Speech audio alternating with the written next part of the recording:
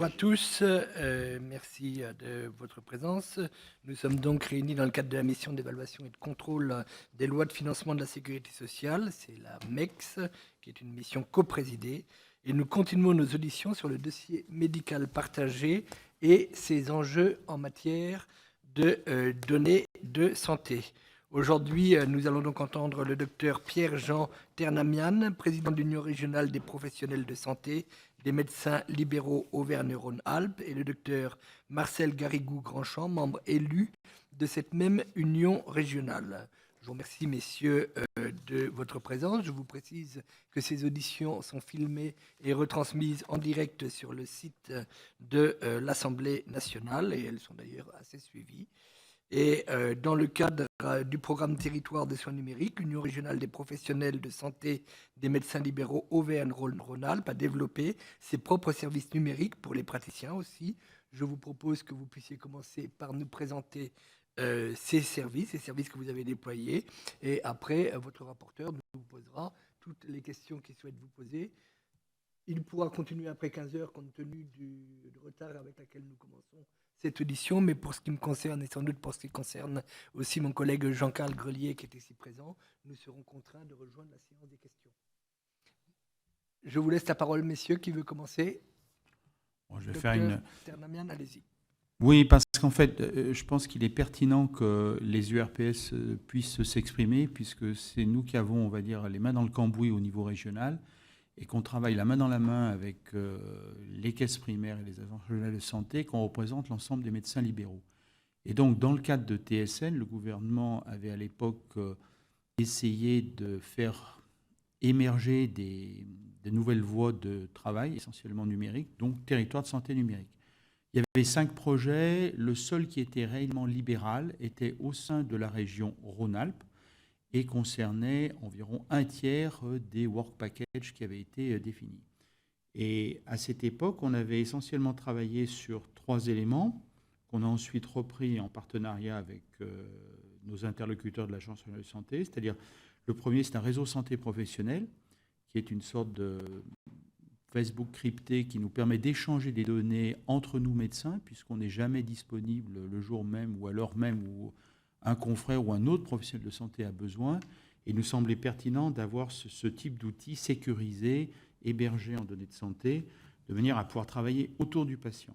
Le deuxième élément qu'on a souhaité développer, c'est les objets connectés, parce qu'on croit depuis longtemps à la télémédecine ou à la télésurveillance, et que, Marcel en parlera derrière moi, le suivi, on va dire, d'une personne en surcharge pondérale, en insuffisance cardiaque, ça permet probablement d'éviter une hospitalisation à répétition qui souvent a une issue pas très heureuse. Et le troisième élément qu'on a essayé de développer, parce qu'on croyait là encore un peu avant l'arrivée du nouveau gouvernement, c'était le carnet de vaccination électronique. On considère que la couverture vaccinale en France est très insuffisante. Et il y a plein de choses à faire entre professionnels de santé pour les patients et même à l'échelon européen, puisque moi je suis moi-même monté au Parlement européen de la santé à Bruxelles il y a un peu plus de 18 mois. Et le projet avait été primé à cette époque. Et il y a maintenant d'autres appels à projets. Marcel, tu vas peut-être développer les 3. Oui. Oui, donc je suis également élu ordinal sur le Rhône, je tiens à le préciser.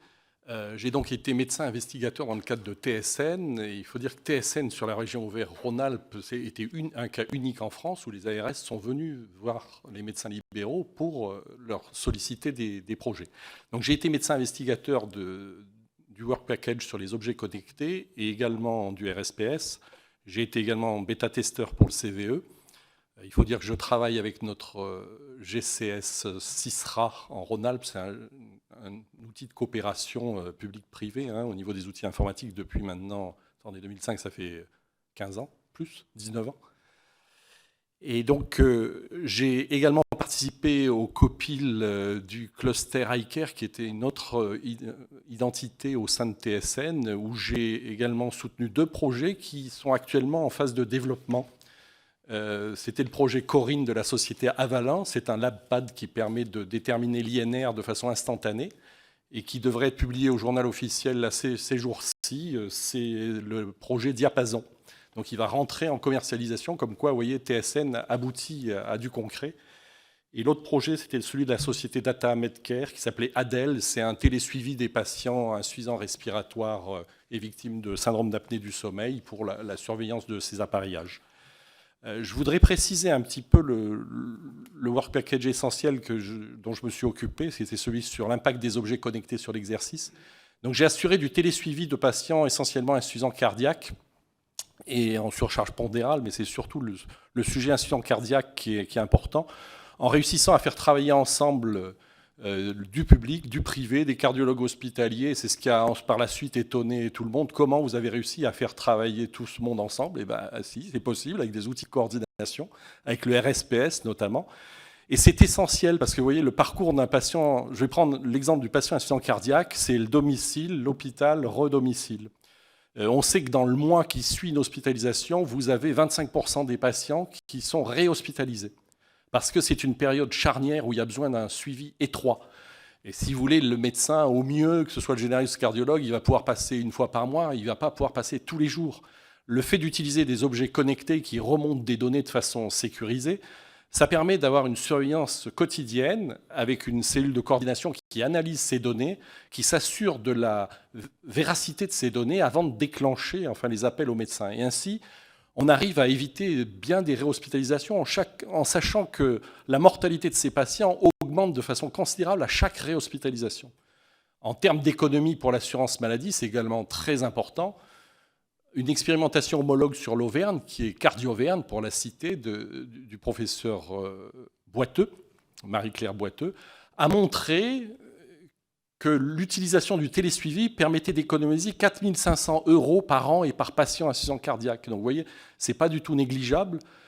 Moi, j'ai suivi des patients pendant 18 mois, sans problème, en réajustant les traitements. Vous voyez, chaque fois que les données dérapent un petit peu, on appelle les patients, on réajuste les médicaments. On prend très tôt la décompensation, ce qui permet d'éviter la réhospitalisation. Et je sais que l'expérimentation s'est terminée le 31 décembre 2018.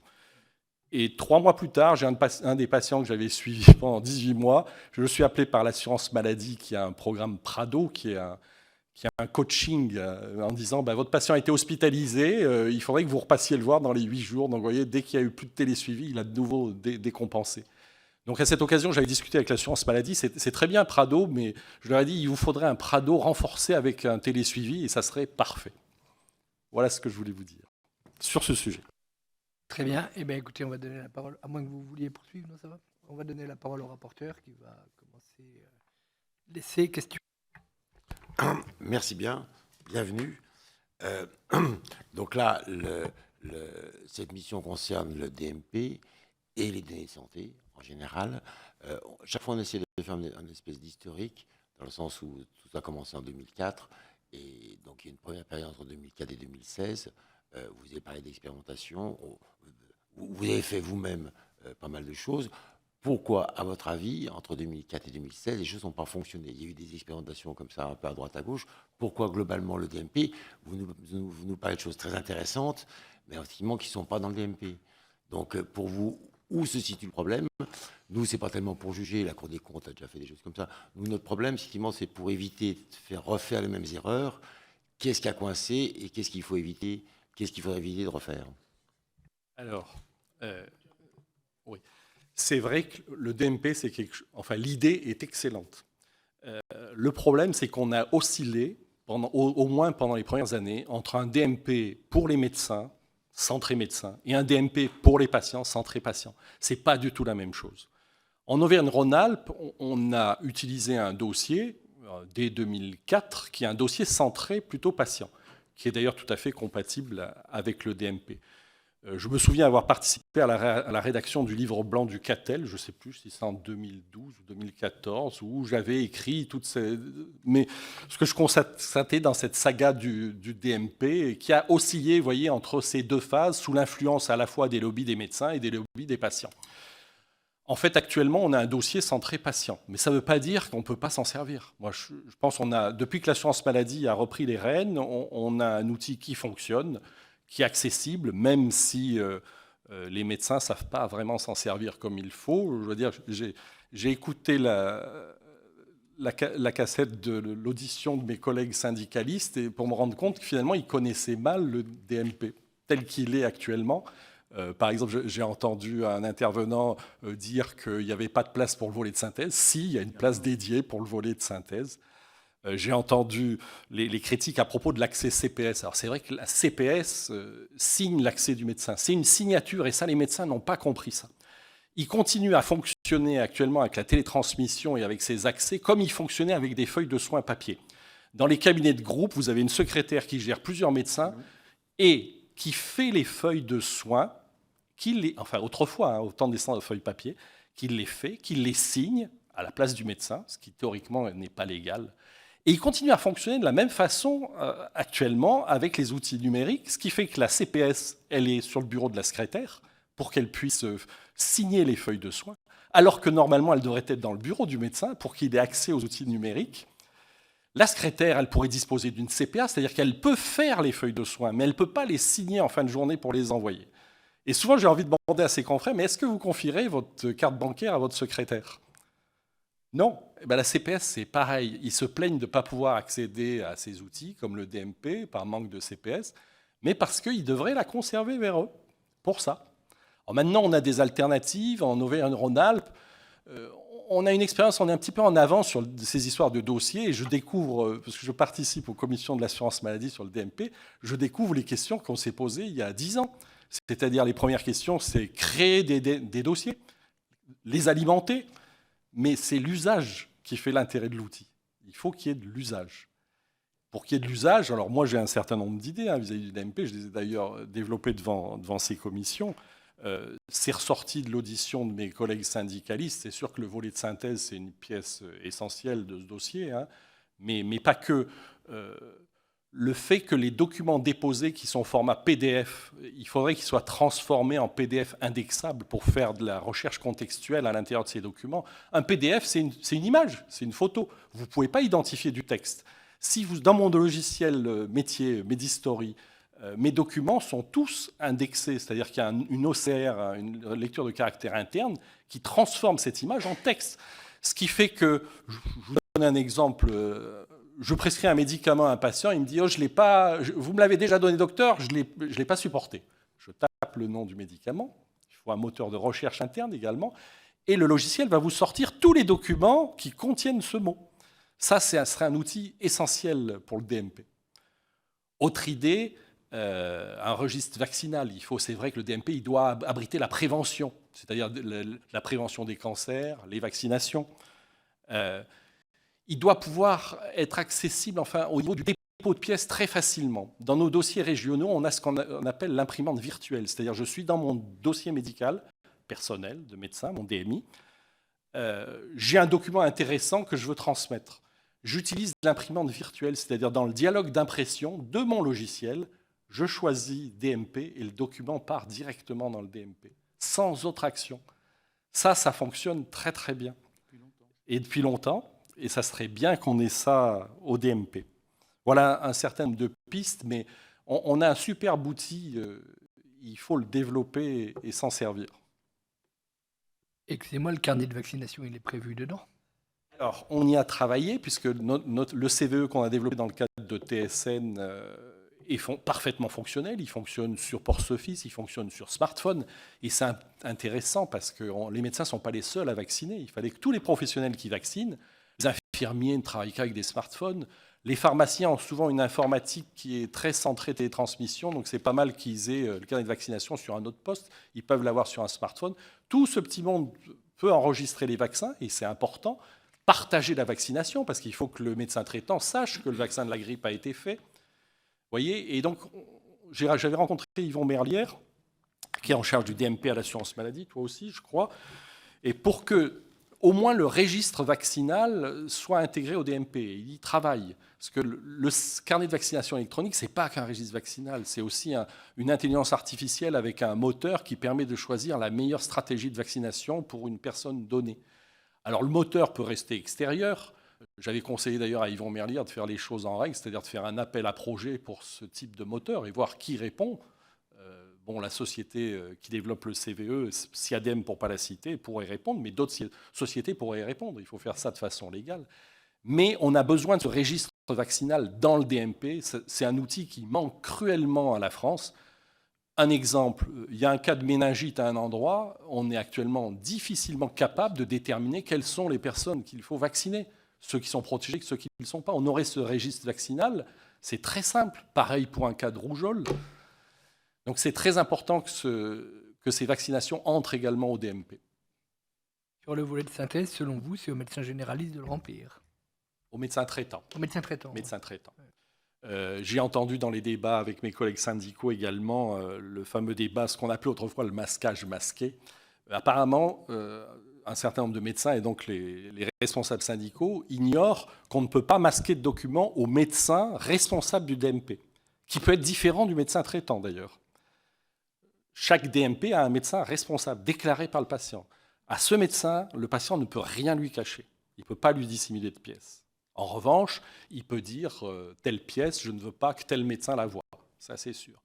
Mais suite aux auditions, les collègues semblaient ignorer cette distinction. C'est futile, si vous voulez, mais c'est très important pour les patients. Et les associations de patients sont très à cheval là-dessus. Ils veulent pouvoir avoir le droit, et je pense que c'est conforme à la loi, de masquer une information ou de dire telle personne a le droit de l'avoir et telle autre pas.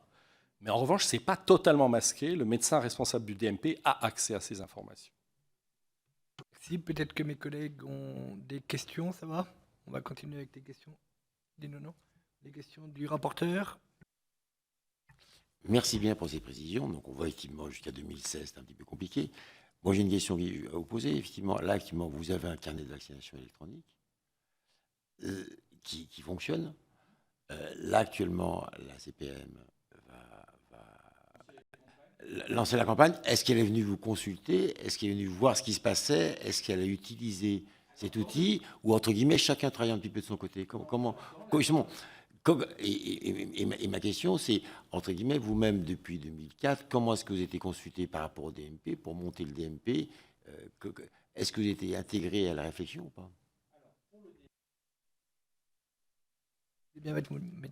Pour le DMP et dans le lien avec la carnet de vaccination électronique, quand on nous a présenté, l'équipe du DMP est venue sur la région Auvergne-Rhône-Alpes et voulait en pratique essayer de récupérer toute la base de données du DMPPR, le dossier rhône-alpin. Seul problème, c'est que ces patients, c'est des dossiers qui sont anciens, on n'est pas forcé de savoir exactement où ils sont maintenant et on ne peut pas récupérer les données médicales sans le consentement du patient. Donc on est reparti à zéro en Auvergne-Rhône-Alpes. Et on a découvert à ce moment-là, lors de la présentation par l'échelon régional de la CNAM, qu'il y avait donc parmi les 9 items du DMP, il y avait un item carnet de vaccination électronique. Donc moi j'ai pris la décision à ce moment-là d'embarquer Marcel et puis les spécialistes de la vaccination chez nous, un médecin généraliste spécialiste et un pédiatre, pour aller voir Yvon Mélière. Et à partir de là, le service informatique de la CNAM travaille doucement. Ils ont 2 obstacles actuellement pour, si tu veux, résoudre le problème. C'est la validation de la nomenclature des vaccins et 2, le fait que cette validation du système expert soit par la HAS. Marcel a expliqué qu'on pouvait dissocier le registre vaccinal du moteur expert qui doit rester, on va dire, externe, sinon ça ne marchera pas. Et sur le carnet de vaccination électronique, qu'est-ce qu'on a fait, nous, pour pousser les feux? C'est qu'on paye les licences à l'ensemble des médecins libéraux. Je l'ai fait aussi gratuitement pour un certain nombre de PMI, par exemple l'ISER qui a gardé des prérogatives de santé, on a offert le logiciel. On a aussi essayé d'attaquer d'autres régions avec plus ou moins de succès, la Bourgogne-Franche-Comté, Nouvelle-Aquitaine qui avait démarqué aussi la vaccination. Et dans le dernier appel à vaccination qui vient de sortir par Amélie, il est fait explicitement mention du carnet de vaccination électronique. En disant c'est un outil indispensable, pensez-y. Et j'ai poussé, alors ça a été avec beaucoup de cris, mais ça ne fait rien, j'ai poussé pour qu'on œuvre avec les pharmaciens. On était région pilote avec l'URPS de pharmacie sur Auvergne-Rhône-Alpes. L'an dernier, sur 2500 pharmacies, il y en a un peu plus de 2000 qui ont vacciné. C'est 280 000 patients supplémentaires qui ont pu avoir une vaccination. L'objectif pour Auvergne-Rhône-Alpes, pour la campagne, on va dire 2019-2020, c'est 400 000 patients. Donc on essaye de travailler la main dans la main. Ce qui serait bien, c'est de pouvoir systématiquement, quand un patient arrive à une CEPAM qui crée son carnet de vaccination, donc quand il y a eu par exemple la fête de la vaccination sur le GHT d'Annecy, on avait monté une tente commune la CEPAM, si tu veux, de la Haute-Savoie, et l'URPS, où j'avais détaché des gens pour faire. Je pense que ça, c'est un facteur clé pour inciter les gens à le faire. Mais officiellement, Amélie dit le carnet de destination. Après, il y a maintenant un appel à projet qui va sortir à l'échelon européen, parce que soit qu'on est bottom-up ou l'inverse, il y a vraiment, je dirais, si demain on a une épidémie de méningite sur les marches de la région Auvergne-Rhône-Alpes, elle va concerner l'Italie et la Suisse, et ça serait peut-être temps qu'on ait un registre vaccinal. On est très en retard par rapport à des pays scandinaves. Si la rougeole, je dirais, continue de galoper en France, c'est parce qu'on a un taux de couverture de 75%. On n'est pas bon. Monsieur le rapporteur.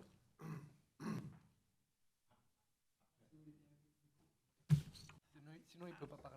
Après, parler ici, mais pas enregistrer. Après, il y a le problème de la conception même du DMP.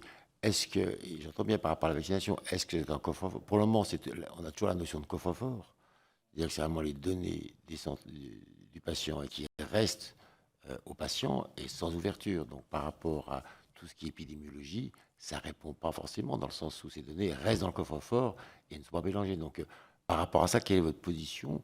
Alors, c'est vrai qu'on voit, pour moi, il y a deux mots qui viennent souvent. C'est l'histoire de la confiance. Il faut que tout le monde ait confiance. Jusqu'à maintenant, les patients n'avaient pas forcément confiance dans le DMP. Il faut qu'ils gardent cette confiance dans le DMP.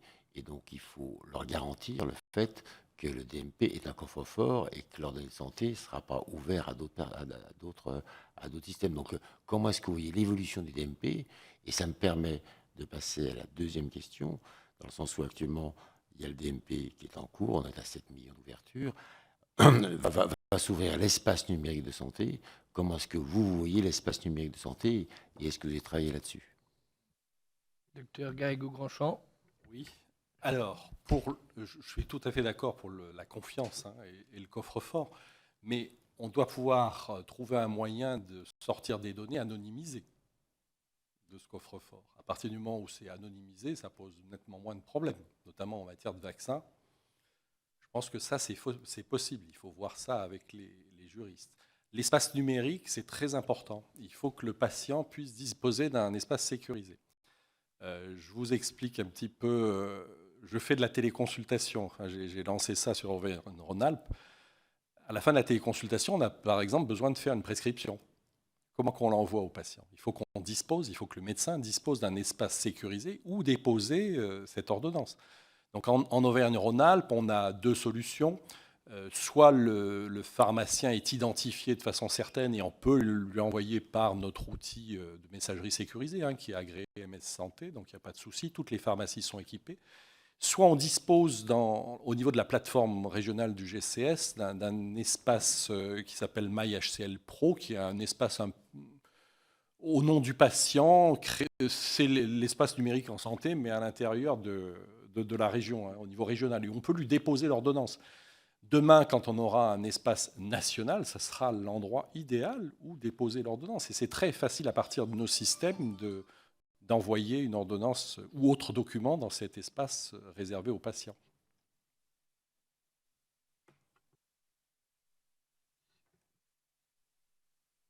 La question du rapporteur, moi j'en ai une autre qu'on a eu l'occasion de poser déjà dans d'autres auditions. C'est toute la partie qui concerne le consentement au don d'organes en cas de décès et autres. Tout ça, c'est bien prévu dans le DMP. Qu'est-ce que vous en pensez? Est-ce que vous avez un Oui, c'est prévu. Il y a même un espace dédié. Alors, j'ai une critique à formuler. C'est que je suis très attaché à ce que j'appelle la fracture numérique. Les patients qui sont les plus démunis, qui n'ont pas d'ordinateur ou d'accès à Internet, moi, en tant que médecin, je suis leur intermédiaire et c'est moi qui vais déposer leurs directives anticipées et autres. Mais alors, c'est un vrai parcours du combattant. Il faut, en plus des directives, déposer un certificat de 2 témoins attestant que la personne voulait bien. Donc, vous voyez, c'est extrêmement chronophage. C'est faisable, je le fais, mais c'est chronophage. Il faudrait qu'on arrive à simplifier un petit peu cette procédure. Parce que le patient qui peut déposer par lui-même, il n'y a pas de souci. Il dépose lui-même ses directives anticipées. Mais justement, pour cette frange de patients, j'ai remarqué que ce n'était pas facile. Ça veut dire que le patient doit je vais donner la parole à notre collègue Dino, mais ça veut dire que le patient doit se présenter avec 2 témoins pour que vous puissiez remplir il faut qu'il communique au médecin un certificat signé par 2 témoins. C'est-à-dire que certificat que le médecin va scanner et va incorporer également dans l'espace. Vous voyez, c'est la première fois qu'on nous dit ça au bout d'une vingtaine, trentaine d'éditions. C'est quand même, on a du mal, à chaque fois on apprend un peu plus. Hein, J'ai une piste, si vous voulez, c'est que vous Oui. ne voyez pas forcément des gens qui sont sur le terrain et qui se servent des outils. Là, aujourd'hui, en auditionnant les URPS, vous voyez des gens qui sont vraiment sur le terrain et qui se servent de tous ces outils. Merci à vous. Monsieur Cinieri a une question. Merci, monsieur le rapporteur. Merci, mon cher Gilles. Simplement, docteur, je voulais vous poser une question. Effectivement, j'ai bien entendu que vous faites de la télémédecine et que vous êtes basé en région Auvergne-Rhône-Alpes, une région que je connais bien, puisque sous l'impulsion de notre président Laurent Wauquiez, nous avons soutenu des communes où il y avait des maisons de santé, puisque nous finançons à hauteur de 200 000 € l'investissement pour une maison de santé. Néanmoins, vous venez de me dire, et puis je suis content de l'apprendre, télémédecine veut dire faire un diagnostic et puis délivrer une ordonnance. Délivrer une ordonnance auprès d'une pharmacie. Mais il se trouve que malheureusement, dans ma circonscription, dans mon département, il doit y avoir près de 80 ou 85% de communes et des communes qui vont de 40 habitants jusqu'à moins de 2000 habitants et certaines communes n'ont pas de pharmacie. Comment font-elles ? Garrigou-Grandchamp. C'est là où l'espace numérique est important, c'est-à-dire qu'il faut que le médecin puisse déposer cette ordonnance dans un espace numérique sécurisé où le patient pourra aller la chercher. Encore faut-il qu'il ait les outils numériques pour le faire et l'imprimante pour imprimer cette ordonnance également, vous voyez. Vous savez, la télémédecine, ça a souvent été présenté comme quelque chose qui va être un remède aux zones désertiques et autres. Et en fait, ça se heurte aux réalités, comme celle que vous venez de citer, mais pas que, aux réalités aussi des possibilités de connexion. C'est souvent des zones où il n'y a pas de fibre, où on n'a pas de 4G, donc où la télémédecine est difficile. Donc vous voyez, c'est là où je parle des réalités du terrain. Et il faut essayer les outils et essayer de trouver des solutions. S'il y a un problème, il y a une solution, de toute façon, hein, mais il faut y travailler. Merci, docteur. Monsieur Grelier, député de la Sarthe. Oui, merci, monsieur le président. Monsieur le rapporteur, docteur, une petite question. J'ai 3 handicaps. Je ne suis pas de Rhône-Alpes. Je ne suis pas médecin. Je ne suis pas spécialiste en numérique. Cependant, une question sur la dimension prévention, éducation à la santé et éventuellement éducation thérapeutique quand le besoin s'en fait sentir. Est-ce qu'aujourd'hui, il vous paraît utile et nécessaire que dans le DMP, les médecins de PMI, y compris ceux qui ne seront pas chargés de vaccination, aient accès au DMP? Est-ce que le médecin scolaire doit avoir accès au DMP? Est-ce que le médecin du travail doit avoir accès au DMP? Et est-ce que, quand on fait de l'éducation thérapeutique, et là où il y a des infirmières azalées, par exemple, l'infirmière azalée doit aussi faire un compte-rendu et a accès au DMP? Est-ce que tout cela vous paraît nécessaire et utile? En clair, et pour résumer, est-ce qu'un vrai parcours de prévention et d'éducation à la santé à l'intérieur du DMP vous paraîtrait utile par-delà même la vaccination? Docteur Garrigou-Grandchamp, allez-y. Oui, ça paraît pertinent. Après, il faut regarder de près qui a accès au DMP et pourquoi. Un exemple, médecin du travail, j'y suis pas forcément favorable. Médecin de PMI, même s'il ne vaccine pas, oui, pourquoi pas, il a besoin d'avoir accès au vaccin, hein, savoir si l'enfant est vacciné ou pas. L'infirmière azalée, elle peut y accéder, je dirais, sous délégation de tâches. Hein. Elle travaille dans un cabinet avec une équipe. Vous voyez, à l'hôpital, l'équipe a accès au dossier du patient, c'est la loi. Ils ne mettent pas à chaque fois leur carte CPS. Hein. On considère que toute l'équipe est agréée. En libéral, c'est plus difficile, il faut faire attention.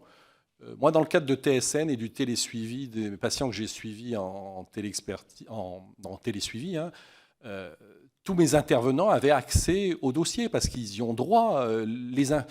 C'est comme ça qu'on assure une meilleure qualité des soins. Les infirmiers, j'ai découvert, moi, avec ce télésuivi, que les infirmiers me disaient « on soigne des patients, on ne sait pas pourquoi ». C'est quand même incroyable. Donc, sur ma plateforme de télésuivi, je déposais les éléments minimums. La loi, d'ailleurs, le législateur parle, en matière de secret médical, de délivrer les informations strictement nécessaires. Ben c'est ça, il faut que les gens aient accès aux informations strictement nécessaires à leur usage. Donc l'infirmier, le pharmacien peut avoir besoin d'accéder à la dernière ordonnance, au dernier courrier hospitalier. Je pense que c'est le minimum. L'infirmière Azalee aussi, vous voyez, elle va suivre des patients dans le cadre de maladies chroniques comme le diabète. Il faut qu'elle sache, pour bien faire son travail, où en est le patient. Maintenant, est-ce que le DMP peut aller au-delà, être un outil d'éducation thérapeutique? Je pense que c'est peut-être un niveau trop supérieur pour ça. L'éducation thérapeutique, elle doit plus se faire dans le cadre de la coordination locale, des réseaux. Alors, bien sûr, on peut pousser un compte-rendu dans le DMP, un compte-rendu en PDF, ça sera sa place. On peut faire un volet éducation thérapeutique où on mettra un état des lieux à l'entrée, à la sortie, mais sans plus. Oui, je voudrais compléter, si vous voulez, sur la prévention. Il y a un sujet moi, qui me tient à cœur, c'est le tabagisme. Le tabagisme des jeunes.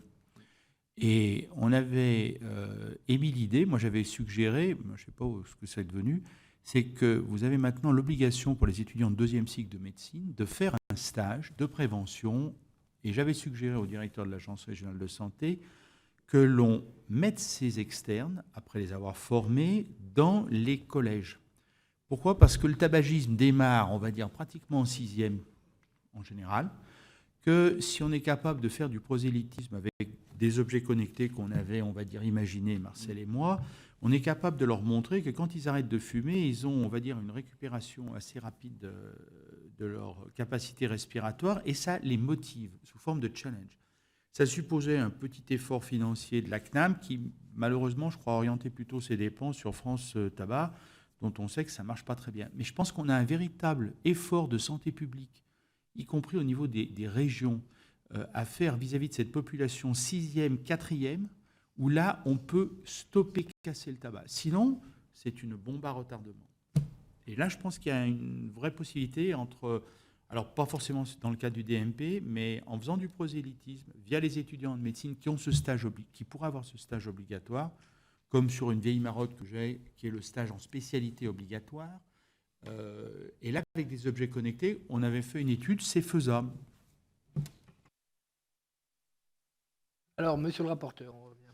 Merci bien. Pour répondre, moi, je suis persuadé effectivement que le médecin PMI, médecin scolaire, médecin traitant, ils doivent avoir accès ils doivent avoir accès. Et puis, c'est comme ça que se fera le suivi entre la PMI, la médecine scolaire et la médecine libérale. Premièrement. Deuxième chose, effectivement, la question aussi qui se posait par rapport aux personnes qui n'ont pas forcément appelé, ou qui ont des problèmes cognitifs, ou qui n'ont pas forcément accès au numérique, c'est la personne de confiance. Donc, ça va effectivement, s'il faut mettre une personne de confiance qui, elle, sera habilitée, effectivement, à donner les directives anticipées. Je pense qu'effectivement, il faut, on parle beaucoup des aidants, effectivement, il faut qu'effectivement, que dans le DMP, on puisse voir effectivement qui est la personne aidante et quelle est la personne de confiance qui pourrait remplir sans forcément les deux. Ma question, c'était sur, on a auditionné pas mal de monde, on se rend compte effectivement que la médecine libérale est plus ou moins au fait du DMP, la médecine hospitalière moins. Il y a moins d'un CHI sur deux qui est en capacité de remplir le DMP. Vous-même, en région Rhône-Alpes-Auvergne, comment ça fonctionne vis-à-vis de l'hôpital? Est-ce qu'effectivement le compte rendu d'hospitalisation, de liaison, est-ce qu'il est rempli? Est-ce qu'il est mis dans le DMP? Vous qui avez l'usage de tout ça, quel est le rapport entre la médecine hospitalière et la médecine libérale? Merci. Alors, on a la chance d'être dans une région dynamique et qui a une certaine avance. Ce qui a vraiment fait décoller les choses, c'est lorsque le DG de l'ARS, à l'époque c'était Christophe Jacquinet, a fait passer dans les CEPOM l'obligation de pousser le compte-rendu d'hospitalisation, donc par voie numérique, avec nos outils régionaux, en direction des médecins. Franchement, on a eu un décollage à ce moment-là de ces dossiers transmis par voie numérique. Donc chez nous, ça s'appelait le DPPR, un dossier patient partagé réparti. La seule différence avec le DMP, c'est que si vous voulez, les documents restent au niveau de l'informatique des hôpitaux, mais il y a entre les deux un serveur qui indexe la place des documents, et quand on appelle, il va le chercher dans l'ordinateur où il est. Actuellement, on a travaillé pour que ces comptes rendus qui sont poussés dans le dossier régional soient également poussés via une bretelle en Y dans le DMP. Et ça fonctionne déjà dans ce sens. On a en région autant de dossiers que de DMP. Il y a 7 millions de DPPR en région. Donc vous voyez, c'est autant de dossiers qui vont pousser des documents vers le DMP. Ce qui nous manque, et sur lequel on travaille actuellement, c'est la voie ascendante. C'est-à-dire à partir des médecins libéraux, quand un médecin libéral pousse un dossier, il faut qu'il aille, quand il pousse un document, il faut qu'il aille également dans le DMP. Ça, ce n'est pas encore fonctionnel, mais ça va l'être bientôt. Pareil, on parlait de carnet de vaccination électronique. Quand on a accès au carnet de vaccination électronique, on a un bouton « Publier le diagnostic vaccinal dans le dossier ». Il suffit d'un clic et le diagnostic vaccinal avec l'ensemble des vaccins part dans le dossier régional. Donc demain, ça partira dans le DMP, aussi facilement que ça. Il faut des outils simples pour qu'il y ait de l'usage. Et il faut que les médecins y aient un bénéfice. Pendant un certain temps, on a fait comme pour le DMP, c'est-à-dire on se contentait de pousser des documents. Aujourd'hui, on les fait arriver dans la boîte du médecin en utilisant un client léger Internet qui s'appelle Mon Cisra, qui est agréé MS Santé. Donc, il travaille en tâche de fond sur l'ordinateur du médecin et il voit, d'une part, tous ses courriers arriver, par exemple ses comptes rendus d'hospitalisation, ou même actuellement beaucoup de comptes rendus de médecins privés, hein. Mais également, ça lui donne accès au portail. C'est ce que vous voulez faire avec le portail santé numérique dans le cadre du DMP. Il faut que ce soit simple, vous voyez, que le médecin ait accès à un outil et par cette porte qu'il puisse aller sur tous les outils dont il a besoin. C'est ça l'objectif.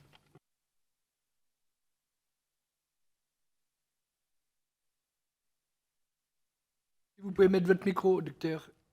Je reprends. Sur mon téléphone, j'ai un onglet qui correspond à mon Cisra, petite icône. Je tape dessus, j'ai ma santé connectée, je mets mon pouce. Cette identification forte, au départ, ça a été fait avec une CPTS. Et à moins de me couper le pouce, ça ne peut pas marcher. J'ai donc ma messagerie Cisra. Je récupère tous les comptes rendus qui viennent, soit des hospiciers de Lyon, il y en a peu, mais surtout du centre Léon-Bérard. Et surtout, j'ai mon portail. Et là, j'ai mes icônes. Carnet de vaccination électronique, objet connecté, réseau santé professionnel, télé-AVC, outils de coordination, la téléimagerie, via trajectoire qui permet de gérer, on va dire, les hospitalisations, alors essentiellement SSR et à terme dans les EHPAD, mon Cisra pour la messagerie sécurisée, le DMP, je peux y accéder, Iseradome qui est plutôt une aide pour des aidants pour des familles, Easy Cardio, mes patients, j'ai tous les icônes de la région qui fonctionnent. Alors, il faut que chaque fois je les identifie une première fois. Mais en Auvergne-Rhône-Alpes, on a cet outil. Alors, pour revenir sur les chiffres que vous souhaitiez avoir, actuellement, sur la région, il y a 13 des 15 établissements de support de la GHT qui sont techniquement en mesure d'alimenter le DMP. Les 4 CHU le font, ce qui représente au total 18 des CHU de France. Il y a quand même 14 CHU en France qui n'envoient pas de DMP actuellement. Et au 2 octobre 2019, 213 000 documents dans les DMP, 31% par les offices civils de Lyon. Premier établissement de France en termes de DMP, les HCL, donc ça, Catherine Jeanne se démène bien. Clermont-Ferrand, 8e. Et puis j'ai la liste des GHT qui sont compatibles. Daljuga, Saint-Étienne, les hôpitaux du Léman, la Mutualité de la Loire, Saint-Joseph, Saint-Luc à Lyon, le Val d'Ouest, Saint-Vincent-de-Paul. Voilà, tu l'as. Monsieur le rapporteur, si vous voulez bien couper votre micro. J'ai la chance d'être issu de cette région. Là, actuellement, on voit bien que le dossier régional fonctionne. Pourquoi est-ce que tout ça passe pas par le DMP, maintenant que le DMP est en place? C'est que vous ne faites pas confiance au DMP, vous restez sur le dossier régional. C'est ça qui est intéressant. Moi j'ai compris que par rapport au DMP, c'est qu'il y a pas mal d'expérimentation régionale, et en fait, le DMP est parti en fait par expérimentation un petit peu diffuse.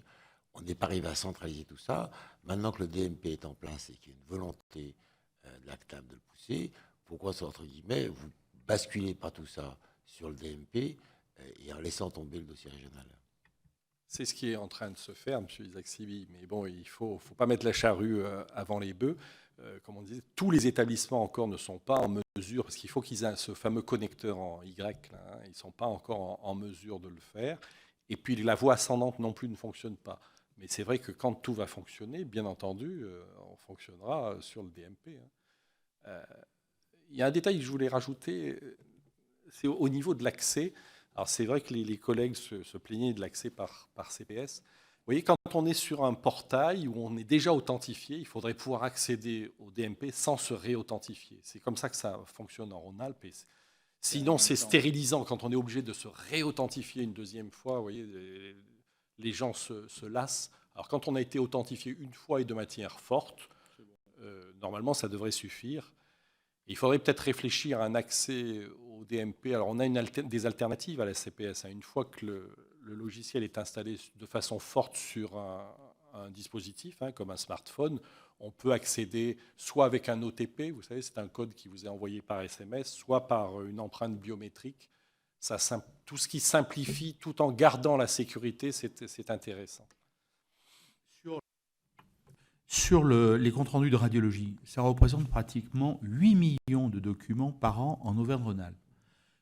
On le fonctionne sur le DPPR, mais on est dans l'attente, si tu veux, de la bretelle qui, dans notre logiciel métier, va pousser directement dans le DMP. Donc ce que l'on fait en truandant, de façon devant les guillemets, c'est qu'on pousse dans le DPPR et ça repart, puisqu'on a été, nous, en discutant avec le GCSRA, dont on est membre fondateur en tant que RPS, on a 2 voix sur 9, et on a essayé de mettre en place ce fameux connecteur en Y. Donc actuellement, on pousse dans le DPPR et notre compte-rendu, et via mon CISRA, et il aboutit indirectement dans le DMP.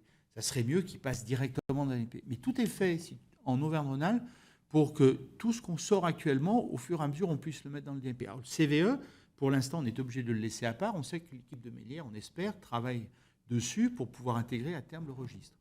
Mais moi, j'avais même proposé, quand on a un onglet, on va dire santé, qui est en l'occurrence le carnet de vaccination électronique.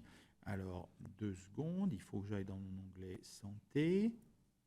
Où est-ce que je l'ai fourré? Tu l'as? Alors, voilà, maintenant c'est bon, je l'ai remarqué. Voilà. J'ai 2 onglets. J'ai un onglet carnet, un onglet compte. Donc, moi, j'ai mes données vaccinales, et à ce moment-là, j'ai vaccination et profil santé. J'ai même proposé à l'équipe d'Yvon Mélière qu'à terme, on rajoute un 3e onglet, un onglet de prévention. Je crois beaucoup à la prévention, que ce soit pour le col, que ce soit pour le sein, le côlon. Or, avec ce genre d'outils, tu es en capacité d'informer le patient, de lui dire à tel moment il faut y aller, tel résultat vous arrive, vous devez faire votre examen. Et il suffirait d'avoir un 3e onglet, et moi j'ai déjà fait chiffrer chez nous, et c'est nous qui payons, l'URPS, un onglet prévention qui nous permettrait à terme de dire par authentification forte, vous n'êtes pas vacciné, vous venez de créer un carnet de vaccination électronique, créez d'emblée votre DMP pour pousser les gens à le faire. Bon, pour l'instant, ça n'a pas encore... l'authentification forte, on sait faire de notre côté. Au niveau de la CNAM, c'est beaucoup plus compliqué. Mais l'idée, ça serait que quelqu'un qui ouvre un carnet de vaccination, et Dieu sait s'il y en a en Auvergne-Rhône-Alpes, ça monte, on est à plus de 700 000 maintenant, c'est le fait que, bon, je suis vacciné, je n'ai pas de DMP. Et à l'inverse, quelqu'un qui rentrerait dans un DMP, on proposait, nous, aux caisses primaires, en attendant que leur projet aboutisse, de dire, créez à ce moment-là, pour le patient qui vient vous voir pour créer un DMP, créez un carnet de vaccination électronique. Ça, c'est faisable, il suffit que la consigne, elle soit donnée. Ce n'est pas compliqué. Moi, je me bats actuellement pour que le carnet de vaccination électronique soit implémenté. Au début, quand je suis allé voir les hospiciers de Lyon, on m'a dit « Ouh là là, mais c'est trop compliqué, on n'a pas le temps ». Bon, a priori, grâce à la directrice générale, on espère pouvoir implémenter ça, on va dire, mais c'est facile, il suffit d'un terminal, tu le crées, ça prend 2 minutes. Et les mamans, pendant les 4 jours où elles sont en maternité, elles peuvent prendre le temps de jouer. Oui, je voulais vous montrer que à la fois c'est éducatif. Regardez le carnet de vaccination électronique, je vous montre le mien, j'ai le droit de le montrer, je ne vais pas vous montrer d'un patient. Vous voyez en bas, il y a une barre verte, ça veut dire que je suis à jour de vaccination. Et quand les patients ne sont pas à jour, il y a une barre rouge. Et je vous assure que ça les interpelle et on a moins de problèmes pour proposer des vaccinations grâce à ça. Les patients... Oui, oui. C'est typique pour l'HPV. Voilà. Pour le HPV, il n'y a plus de cancer du col, on va dire, en Australie. Pour le HPV, il n'y a plus de cancer du col en Australie parce qu'ils ont fait une campagne de vaccination massive. Bon, et on vaccine aussi les garçons. Quand une maman voit dans son carnet de vaccination électronique que sa fille est en rouge sur ce onglet-là, elle pose la question au médecin. Si c'est le médecin généraliste qui lui dit « Madame, il faut faire vacciner votre fille », oulala, on part en vrille. Si à l'inverse, c'est la mère qui dit « Docteur, je suis en rouge pour ma fille, expliquez-moi pourquoi ». Tu inverses et tu sais très bien comme moi que ça marche à ce moment-là. Et voilà ce qu'il faut généraliser. Une dernière petite chose, là on parlait tout à l'heure d'objets connectés. Là actuellement, les objets connectés, tous les résultats et les suivis que vous avez, il arrive effectivement sur votre espace numérique de santé. Comment ça fonctionne actuellement? Et pour l'espace numérique de santé, comment est-ce que vous pourriez effectivement donner quelques conseils? Voilà. Si vous voulez, l'objet connecté en lui-même ne peut pas fonctionner tout seul. Généralement, il remonte les données en Bluetooth vers alors soit un smartphone, soit, moi, dans le cadre d'expérimentation, j'avais utilisé un petit boîtier qui est l'équivalent d'un smartphone, mais c'est pour les personnes âgées, c'est pratique, ils n'ont rien à faire, il est plugué dans une prise, il y a une carte 4G dedans, et il crypte et il envoie les données. Mais voilà, il faut que les données arrivent sur une plateforme sécurisée, HADS, donc qui pourrait être dans l'espace numérique. Moi, je ne sais plus, elle a été hébergée par un hébergeur agréé, IDS. Et cette plateforme, ensuite, il ne faut pas que les données arrivent de façon brute chez les professionnels de santé, parce que sinon, ils sont trop de données, ça tue la donnée, quoi. S'ils ont plein d'alertes, il faut que n'arrivent que les alertes pertinentes. C'est-à-dire qu'à ce moment-là, il faut qu'il y ait un intermédiaire qui analyse cette plateforme. Et tous ceux qui ont fait du télésuivi en sont arrivés à la même conclusion. Cardioverne fonctionne également comme ça. En gros, il faut une personne pour surveiller 200 patients. Donc, tous les matins, elle regarde la plateforme, elle voit les patients qui sont en alerte. Moi, j'avais mis des alertes de dépassement de seuil, mais également des alertes de non-utilisation. Ce qui fait que le patient qui ne s'est pas pesé, qui n'a pas pris sa tension, on peut lui passer un coup de fil et dire « Eh oh, aujourd'hui, vous voyez, des petits rappels à l'ordre, mais n'empêche, ça les motive et ça marche. » Et cette plateforme peut très bien être hébergée dans l'espace numérique, tout à fait, puisque vous êtes HADS. Bien, écoutez, merci beaucoup à vous pour toutes ces explications, questions absolument passionnantes et très enrichissantes.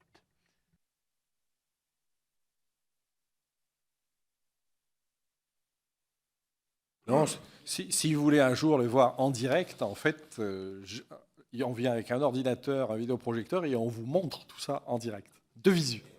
Justement, et ça ma dernière question, Monsieur le Président, si vous me permettez. On apprend des tas de choses sur le DMP tous les jours. Est-ce qu'il y a un document qui recense toutes les actions et comment le DMP fonctionne?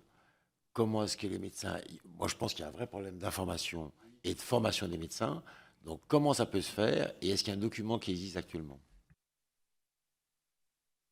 Je ne sais pas s'il y a un document tout prêt. Il y avait eu ce fameux livre blanc du CATEL que j'ai toujours, que je pourrais vous envoyer en format numérique, je vous le communiquerai. Il faut que je demande, enfin je suis souvent en contact avec l'assurance maladie puisque je participe à leur commission là, sur le DMP, savoir s'ils ont édité quelque chose eux-mêmes. Mais vous savez, c'est très simple d'usage, encore faut-il y mettre le nez, quoi. Il y a beaucoup de médecins qui en parlent, mais qui n'ont pas regardé de près, donc ils ne savent pas trop de quoi ils parlent. Il faut s'en servir. Si vous avez des gens qui s'en servent régulièrement, ils vous le diront, franchement, c'est très simple. Pour des bacs plus 10. Juste en conclusion, je vais reprendre ma casquette syndicale. Je crois qu'un des éléments qui freine l'appropriation du DMP, en particulier de son volet de synthèse par les médecins, c'est que le fait qu'on est déjà en déflagration, on va dire, démographique, on est surchargé, on a une pyramide d'âge qui s'effondre pour nous, et très clairement, moi je plaide pour qu'il y ait une consultation, on va dire dans le cadre de la ROSP, ou une consultation spécialisée, pour qu'il y ait quelque part une sorte de carotte, pour que le médecin traitant remplisse une fois par an et actualise son volet de synthèse. Si on ne fait pas décoller, regardez l'usage du DMP, c'est 1% par les médecins en création. C'est pitoyable. Pourquoi? Parce que ça vient, je dirais, on est tellement sous presse qu'il faudrait une légère motivation pour qu'ils remplissent et qu'ils prennent le truc à bras-le-corps. Et là, à mon avis, on fera décoller. Mais il faut le volet de synthèse et l'indexation. €1 pour le pharmacien. Ça pourrait être un truc comme ça. Motiver le 1 €, on voit un glissement des pharmaciens, on va dire, sur du conseil, sur de la pratique. Mais on a fait un calcul pour à peu près calculer quel était le coût annuel par patient pour remplir un vrai dossier de synthèse qui soit, on va dire, actualisé pour motiver les troupes. C'est 70 € par an pour un médecin pour une consultation de prévention de synthèse. Je pense que ça ne va pas tuer le petit cheval, mais par contre, ça motive les gens. Parce qu'au moins, ils n'ont pas l'impression d'être pris pour une énième tâche administrative supplémentaire, alors que c'est un véritable enjeu de santé publique, cet espace numérique de santé. C'est pas compliqué. Merci beaucoup.